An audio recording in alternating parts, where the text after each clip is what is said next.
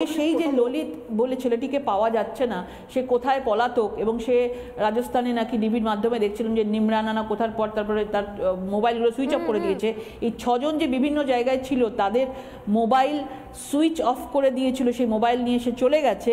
সেই ললিতের যে বেঙ্গল যোগ পাওয়া গেছে, বেঙ্গল যোগে দেখা যাচ্ছে যে এমএলএর সঙ্গে বিধায়কের সঙ্গে ছবি দেখা যাচ্ছে স্বর্ণালী।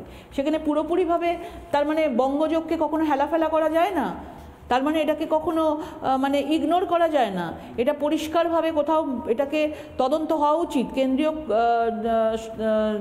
তদন্তকারী সংস্থা যখন এত বড় কাজটা হাতে নিয়েছে এবং দেশ বিরোধী এত বড় যে কাজ করার সাহস পেয়েছে, তার শিকড়টা কোথায় আছে সেটা অবশ্যই দেখা উচিত। এবং এইভাবে যে তৃণমূলের সাথে যে যোগ পাওয়া যাচ্ছে, তারা যে বরাবর আমরা দেখে আসছি কালকের পর থেকে রাজনীতি নিয়ে আসছে।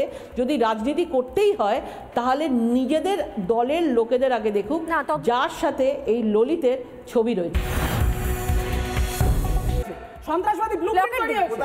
শাসক দলের যে ছবি, আমি এখানে একটা ছবি দেখাচ্ছি যে আজকে দেখছিলাম পার্লামেন্ট চত্বরের সামনে আজকে তৃণমূলের সাংসদরা কেউ চিৎকার করছে, চেঁচামেচি করছে, আমাদের প্রাণের চলে যেত, আমাদের কিছু হয়ে যেত। এত বড় সাংসদদেরকে সাধারণ মানুষকে কি করে, যারা এত বড় বড় ডায়লগ দিচ্ছিল ফিল্মি, তাদেরকে বলতে চাই আজকে সেই যে ললিত বলে ছেলেটিকে পাওয়া যাচ্ছে না, সে কোথায় পলাতক এবং সে রাজস্থানে নাকি ডিবির মাধ্যমে দেখছিলাম যে নিমরানা না কোথার পর তারপরে তার মোবাইলগুলো সুইচ অফ করে দিয়েছে।